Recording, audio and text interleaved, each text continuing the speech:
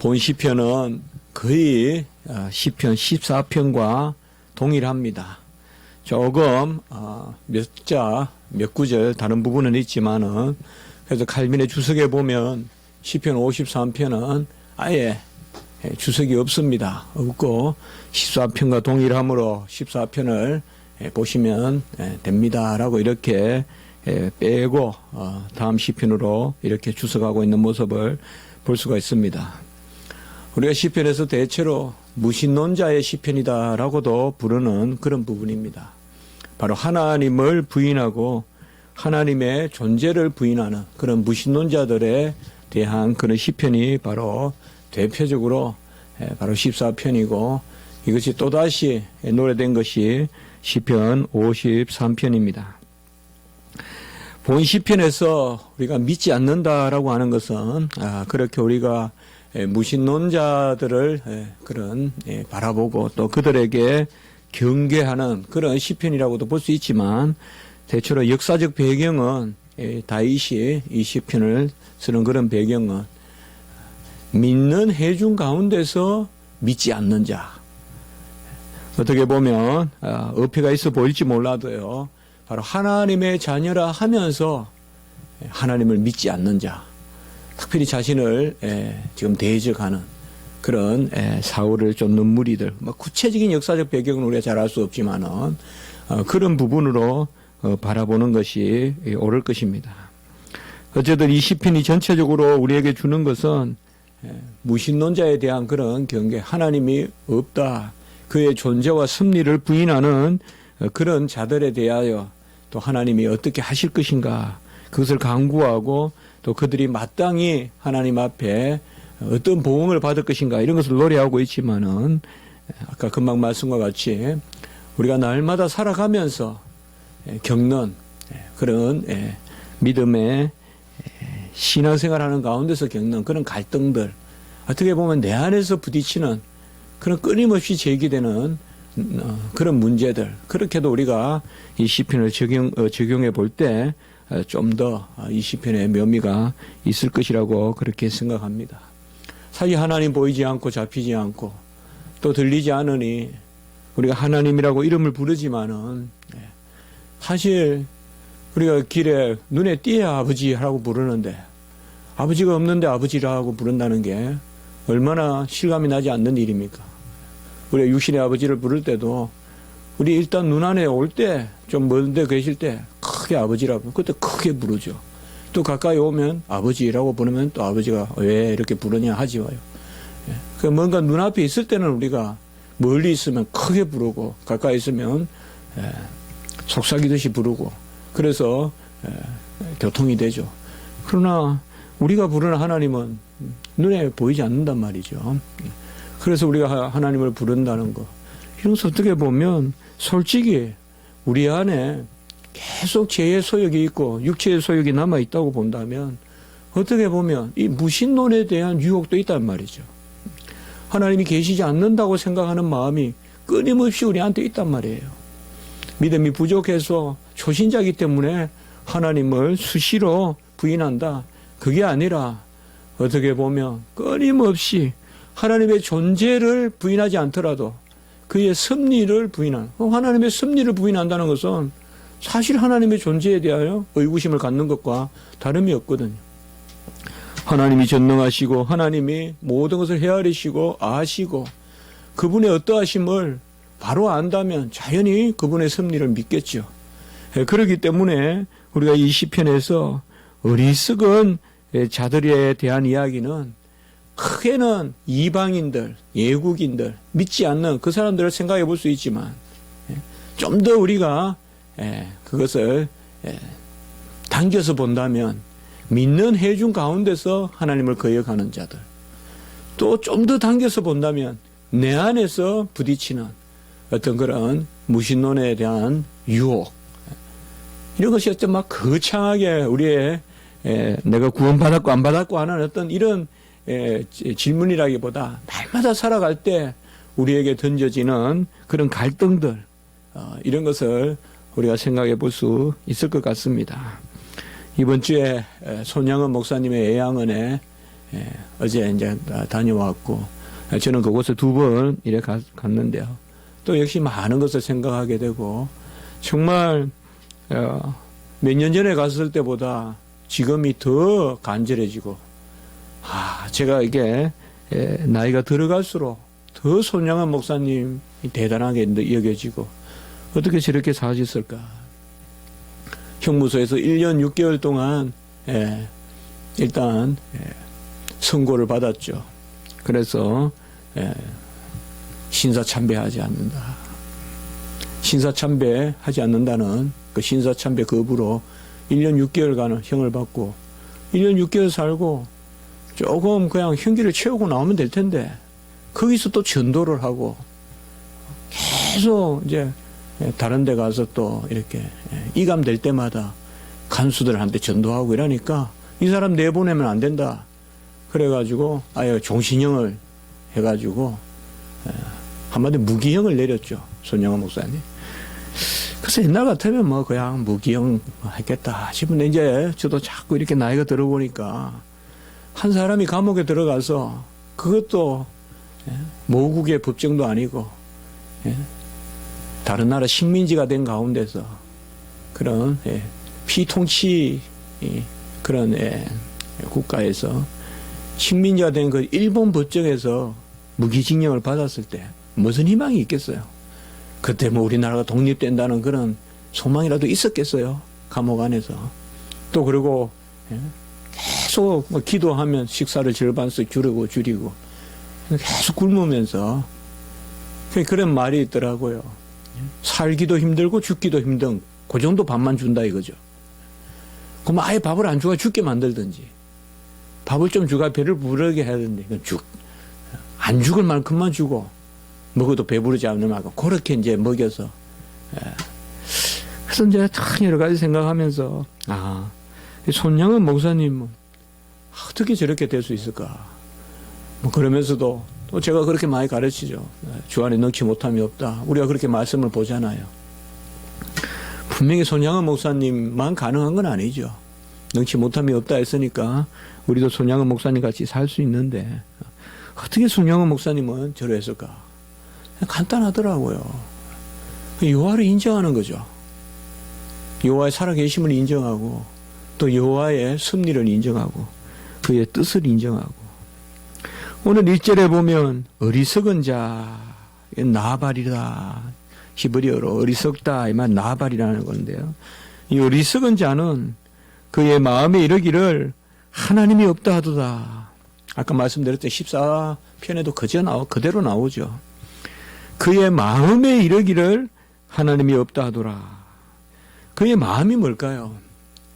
그의 마음이라는 것은 어떤 육체적인 우리 안에 있는 어떤 그 하트, 심장 그걸 이야기하는 게 아니죠. 바로 그의 중심에 어떻게 보면 영적인 어떤 그런 고백의 세계에서 바로 하나님이 없다 하도다라고 이렇게 말씀하고 있습니다. 성경이 말하는 어리석음과 지혜의 핵을 걷는 그런 말씀이죠. 지혜는 뭐냐? 역으로 말하면 그의 마음에 하나님이 계시다. 그의 마음에 이르기를 하나님이 계시다라고 하면 그 사람은 지혜로운 사람이고 어리석은 사람은 누구냐? 그의 마음에 이르기를 하나님이 계시지 않는다라고 한다면 그것이 바로 어리석은 사람이다. 아무리 지혜로워도 중심에 하나님을 두지 않으면 그래서 미련한 사람이다. 나발이다. 미련하다. 우리 성경에도 나오잖아요. 나발이다. 미련한 사람이다. 아무리 세상에서 미련하고 아무리 세상 기준으로 봤을 때 어리석어 보여도 하나님을 중심에 두고 살면 하나님이 내 인생을 이끄시고 하나님이 내 삶의 주장자가 되시고 하나님이 모태에서 나를 조성하셨고 하나님이 언약의 백성으로 인치시고 끝까지 나를 붙드신다. 이런 중심에 하나님을 두는 자가 바로 지혜로운 자다. 그렇게 말할 수 있는 것이죠.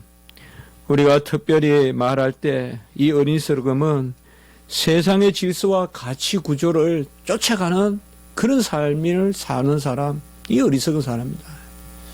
세상의 질서에 충실히 봉사하는 게 기독교가 아닙니다. 세상의 질서에 100점을 맞는 것, 그것이 우리 크리스천들이 추구하는 것이 아닙니다.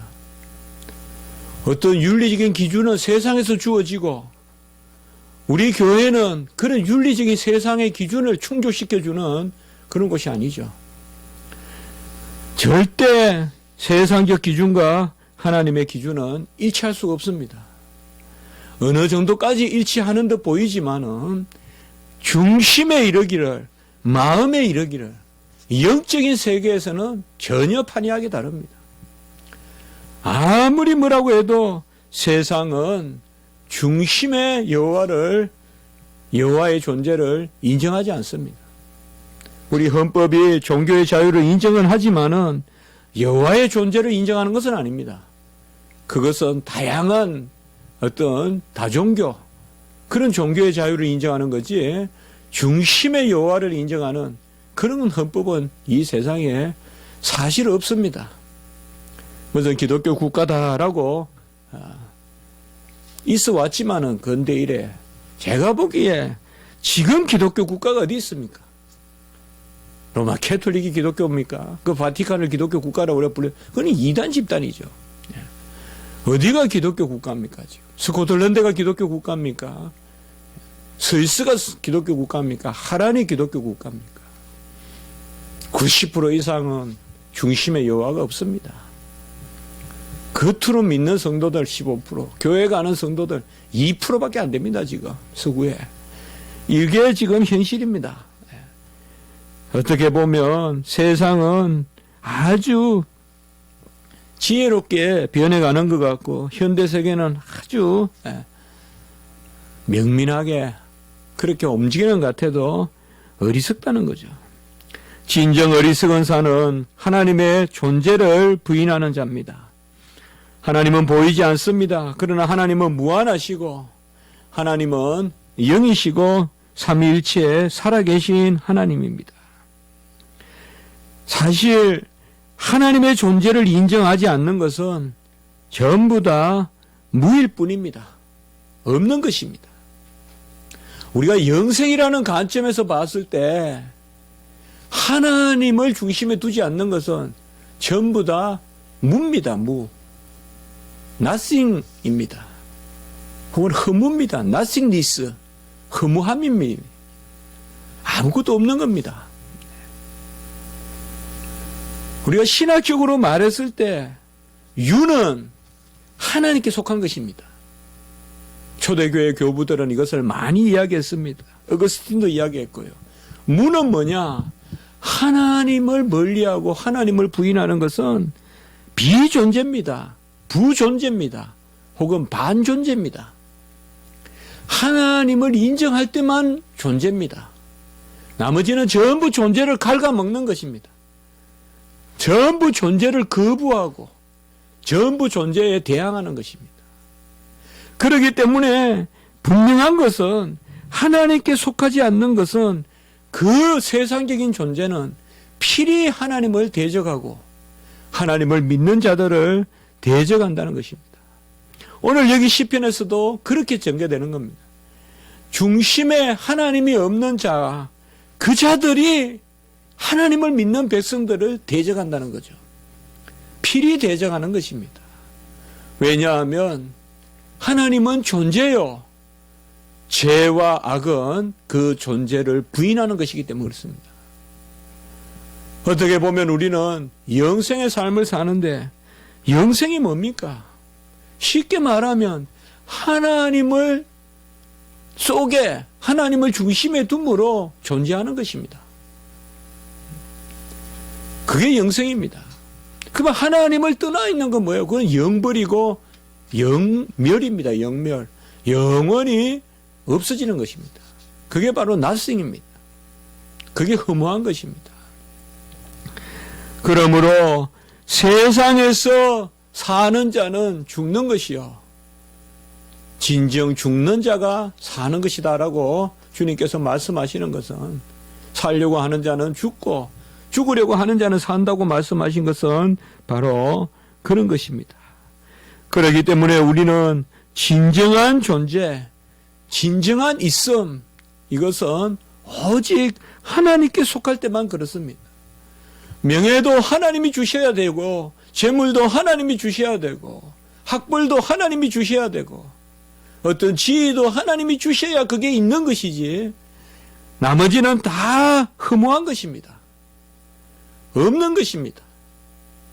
종이를 태우면 재가 되어 날아가죠. 그런 겁니다.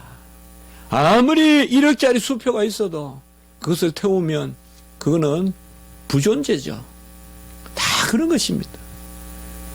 우리가 평생 돈을 얼마를 가지고 살까요? 돈을 가지고 사는 것은 적지만 우리가 평생 쓰는 돈은 많다고 하던데요, 보니까. 사실상 허무한 거죠. 재물도 허무한 거고 허무한 거요. 하나님 안에 있을 때. 그래서 어리석은 자는 하나님의 존재를 부인하고, 하나님의 존재를 부인하는 자는 모든 만물의 올바른 순서, 그것을 모르는 것입니다. 진정한 존재가 뭔지 모르는 것이고 허무한 것만 쫓아다니는 거예요. 두 번째 어리석은 사람은 누구냐? 하나님의 섭리를 부인하는 것입니다. 하나님의 존재를 부인할 뿐만 아니라 하나님이 살아계시는 그 하나님이 드러나심을 부인하는 것입니다. 하나님은 지금 공기 가운데도 계시고, 하나님은 수목 가운데도 계시고, 물론 내 안에도 계시고, 하나님의 존재가 드러나는 것을 부인하는 것이 또한 어리석은 것입니다.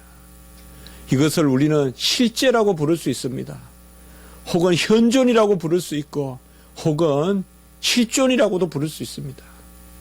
오늘 제가 왜 이렇게 철학적인 용어를 많이 쓰는가 하면, 본래 이 시편 53편, 14편이 이렇게 철학적으로 많이 이야기되는 시편이기 때문에, 하나님의 존재를 부인하는 시편이기 때문에 그렇게 말씀을 우리가 나누어 보는 것입니다.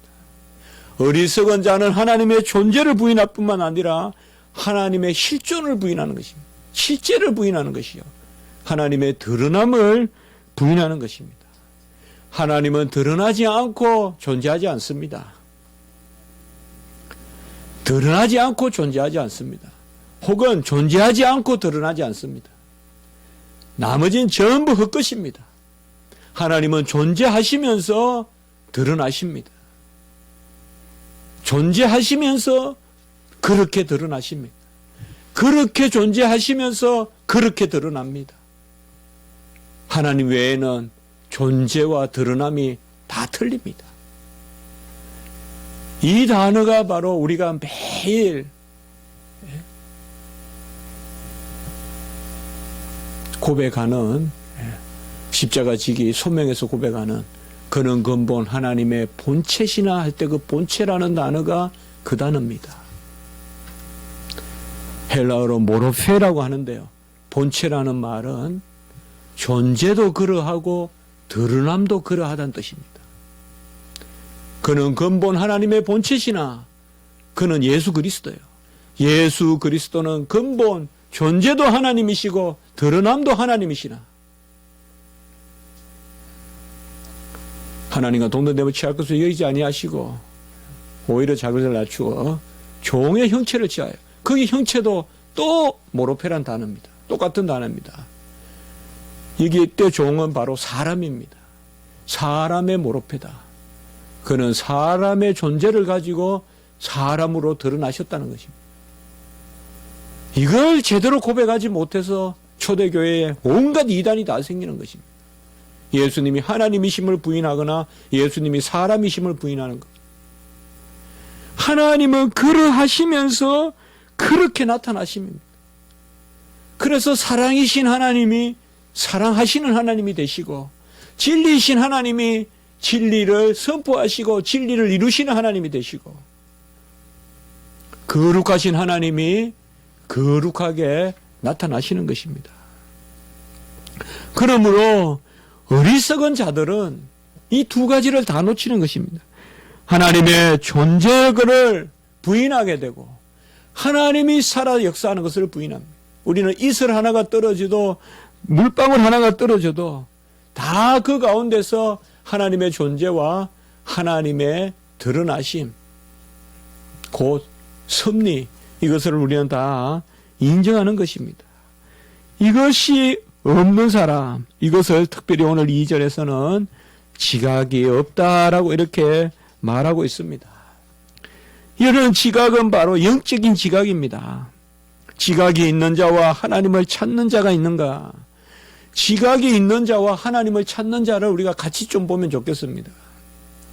어떻게 보면 지각이 있다는 것은 하나님을 찾는 사람입니다. 어떤 우리가 그런 오간, 보고 느끼고 만지고 하는 그런 부분의 지각이 아니라 여기 지각은 아까 말씀과 같이 하나님의 존재와 하나님의 드러나심, 이것을 느끼고 감흥하는 것입니다. 성령의 역사로. 성령의 역사로 하나님이 계신 것과 그리고 그가 우리를 이해한 것과 그가 하나님의 자신의 뜻을 이루는 것과 이것을 아는 것입니다.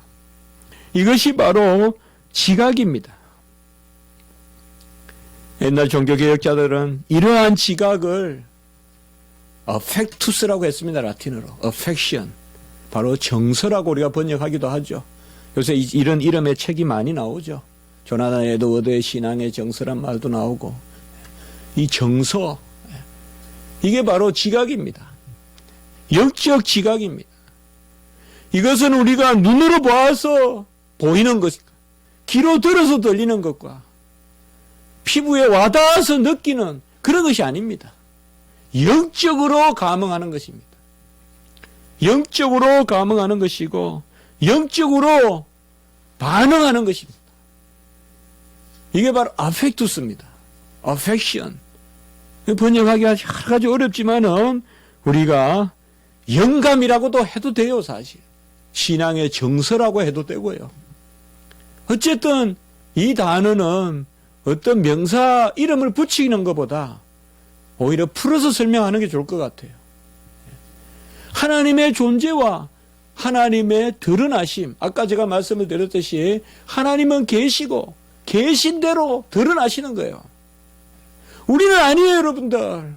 우리는 있는 그대로 안 드러나요. 문병호는 아무리 여기 강단에서 이야기해도 진짜 문병호 그대로 드러나지 않아요. 하나님의 말씀을 도구로 전달할 뿐이지 이 말씀이 저는 아니에요. 저는 착하게 못 살아요.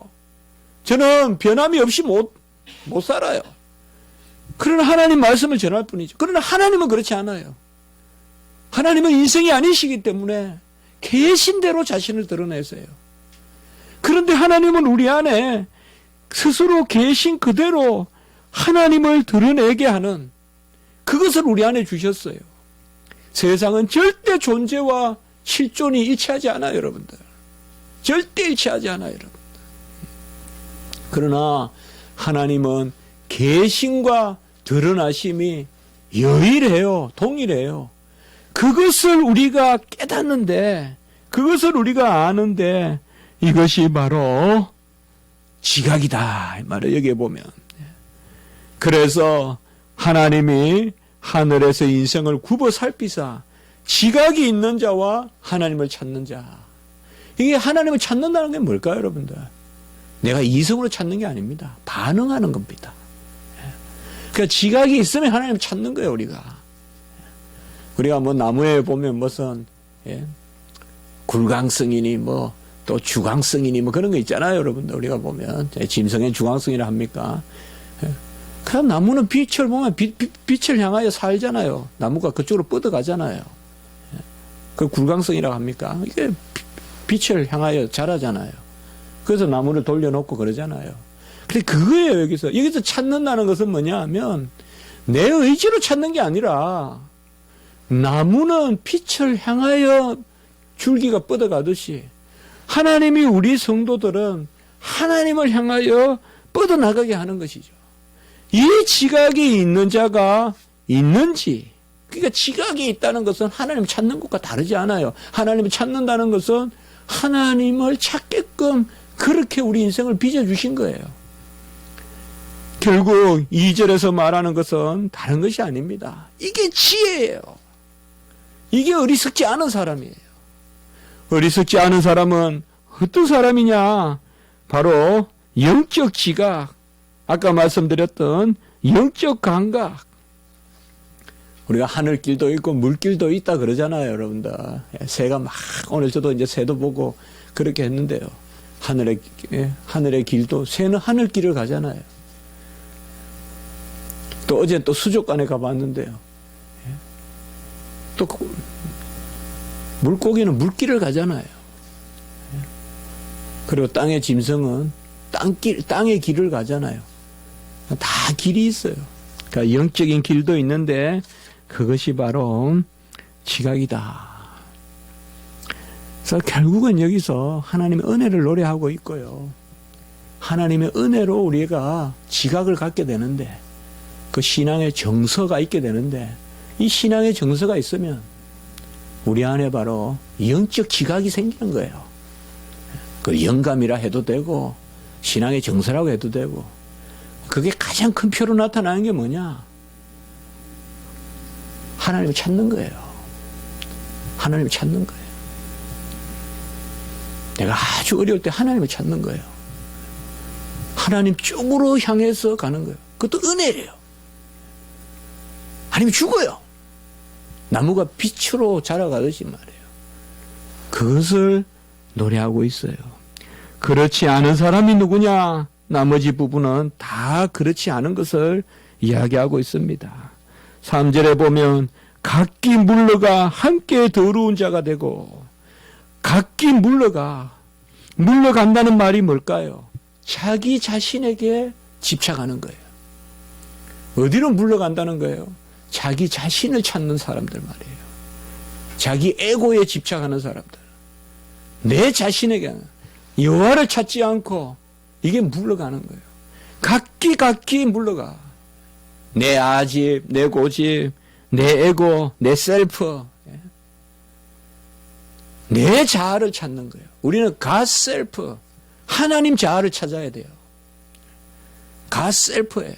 하나님 자아, God self라고 표현해 볼 수 있겠어요. myself와 yourself, himself, herself가 아니라 우리는 God self 찾아야 돼요. 하나님 자아를 찾아야 돼요. 근데 어리석은 자는 다 누구냐? 각기 물러가. 내 자신을 붙드는 것이죠. 내 자신을 인정하고 하나님은 멀리하는, 하나님으로부터 떠나는, 그리고 더러운 자가 된다라고 이렇게 말하고 있습니다. 더러운 자가 누굴까요? 더러운 물건을 만져서 더러울까요? 더러운 옷을 입어서 더러울까요? 하나님을 멀리하고 나 자신을 붙들면 다 더럽습니다. 자기 에고를 붙들고 있는 사람은 다 더러운 사람입니다. 우리가 살다가도 보면 철저히 자기중심적인 사람이 있죠. 절대 버릴 수 없는 마지막이 내 자신이에요. 그게 더러운 거예요. 왜요? 그건 부패한 것이기 때문에. 온갖 부패한 온상이 나예요. 그 나를 붙들고 있는 사람은 더러울 수밖에 없어요. 정결한 사람은 나를 버리고 하나님을 구해야 됩니다.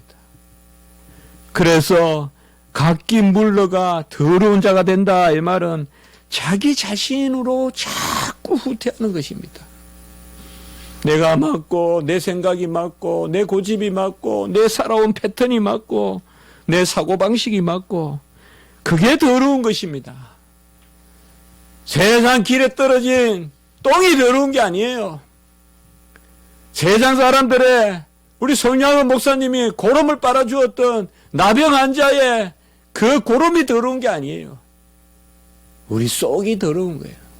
들어가는 것이 더럽다고 했어요. 나오는 게 더러운 게 아니에요, 여러분들. 우리 속에 품는 거 말이에요. 내 안에서 품는 게 더러운 거예요. 내 안에서 품는 거 말이에요. 어리석은 사람은 바로 그런 사람이다라고 이렇게 말하고 있습니다.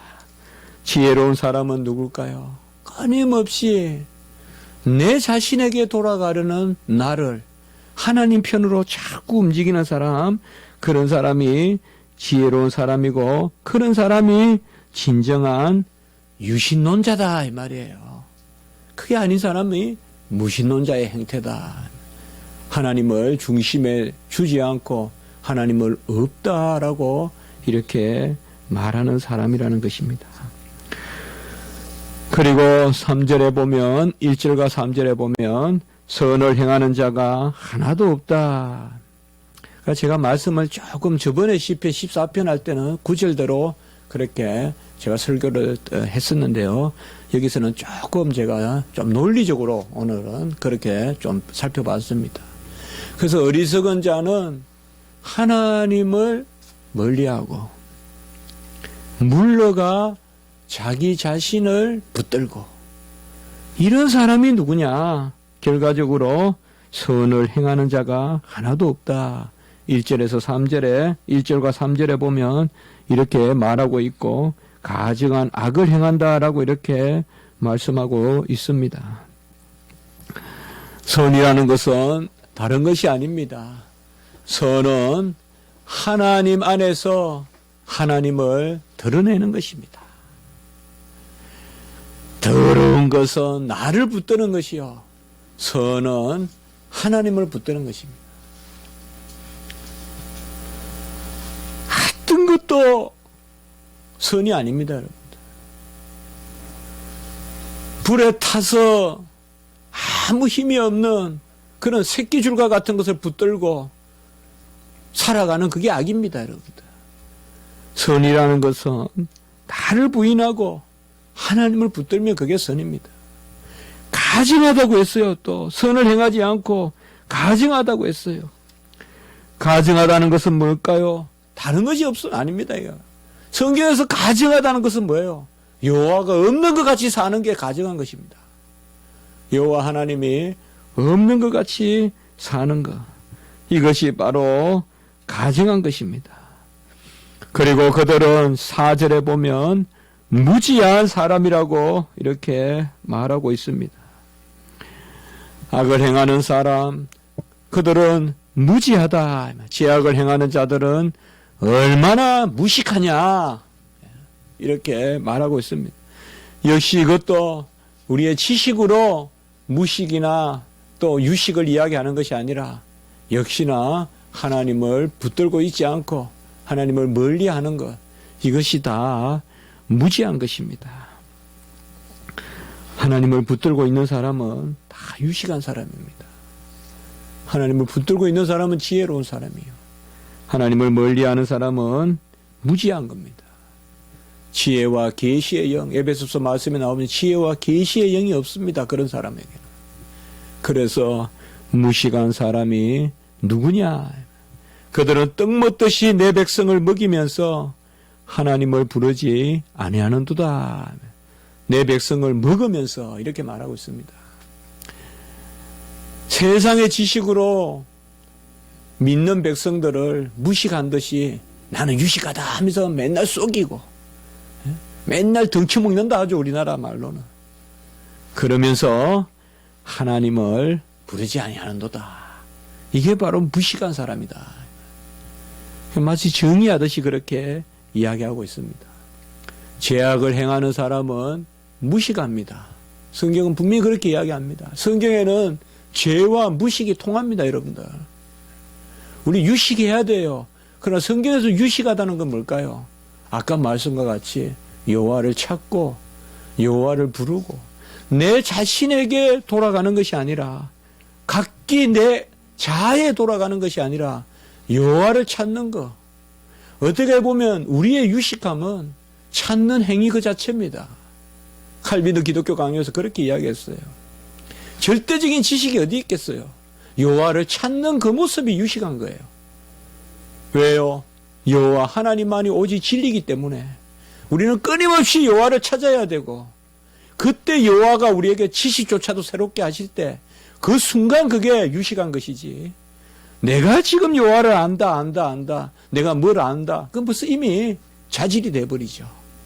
그래서 그렇게 여기서 말하고 있습니다.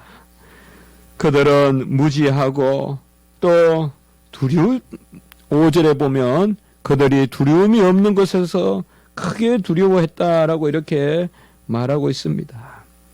여러 가지 말할 수 있지만은 우리 인생이 가진 가장 큰 두려움이 뭐예요? 이것은 돌아갈 곳이 없을 때 두렵습니다. 역으로 우리가 가진 가장 큰 평강은 뭐예요? 우리가 돌아갈 곳이 있어요. 내 행위도 돌아갈 곳이 있을 때 평강이 있습니다. 내 직업도 돌아갈 곳이 있어야 돼요. 내 생명도 돌아갈 곳이 있어야 되듯이 우리의 두려움이 어디서 생겨요?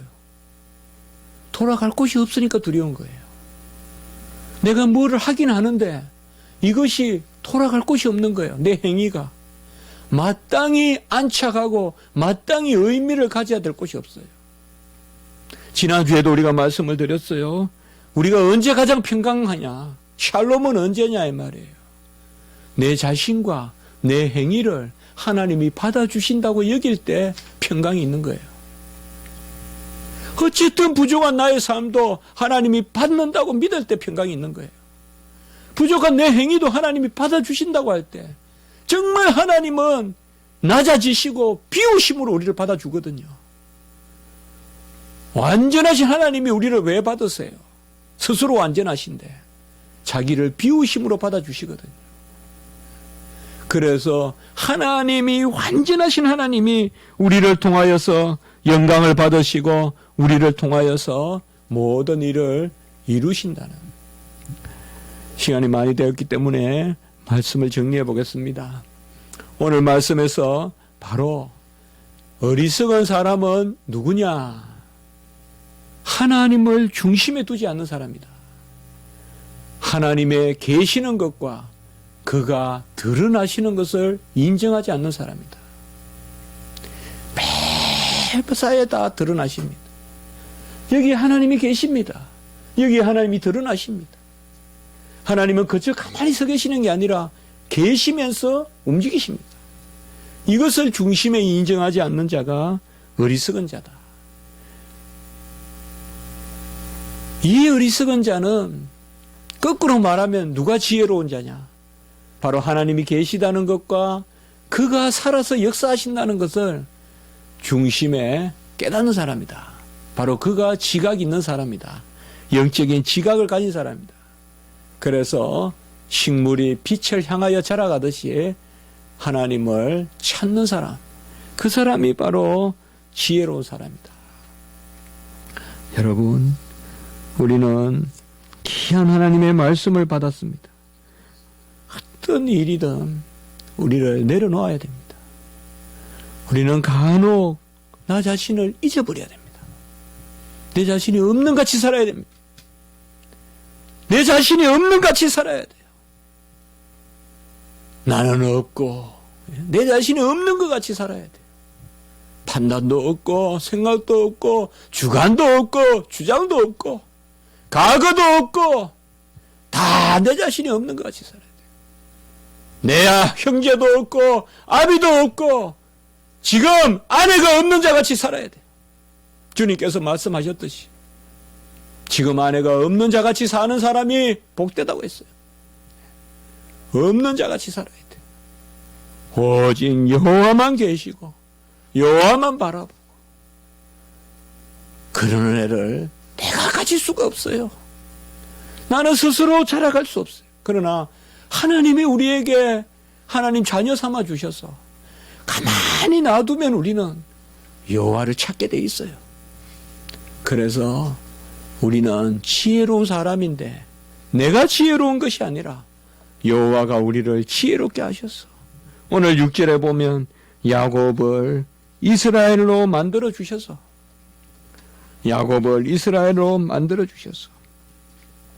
야곱은 발꿈치를 잡았다라는 뜻이고 이스라엘은 하나님과 겨루어 이겼다는 뜻이잖아요. 야곱은 누구예요? 육체적인 이름이에요. 형의 발꿈치를 잡고 이긴 사람. 이스라엘은 무슨 이름이에요? 영적인 이름이에요. 천사와 씨름해서 이긴 거예요. 이것이 바로 하나님 우리에게 주시는 거예요. 야곱이라는 이름으로 우리가 사는 것이 아니라 이스라엘이라는 이름으로 사는 것입니다. 육적으로 형을 이기는 것이 아니라 영적으로 여호와의 사자와 기도하면서 실험해서 이겼다는 그 이스라엘의 이름, 겨루어 이겼다는 이름, 이것을 바로 하나님께서 우리에게 주시는 것입니다. 우리가 다 기뻐하시고 평강을 가지시고 너무 힘들어하지 마시고 하시면서 어떤 어려움도 내가 뭘 하려고 하지 마세요. 회개도 내가 하는 거 아닙니다. 너무 내가 못했다고 나의 에고로 돌아가지 마세요. 회개할 때도 내 에고로 돌아가지 마세요. 잘한 것도 내 에고로 돌아가지 말아야 될 뿐만 아니라 죄도 물론 내가 지었지만은 내 에고에 맡기지 마세요. 그것은 아주 병적인 죄의식이 됩니다. 나는 없어야 돼요. 회개할 때도 내가 없어야 되고 잘했을 때도 없어야 되고 내가 없어야 돼요. 선행했을 때도 내가 없어야 돼요. 악행했을 때도 내가 없어야 돼요. 그래야 하나님이 우리에게 평강을 주십니다.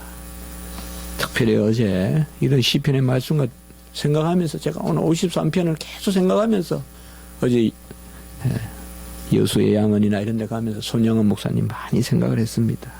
한번 기도드리겠습니다.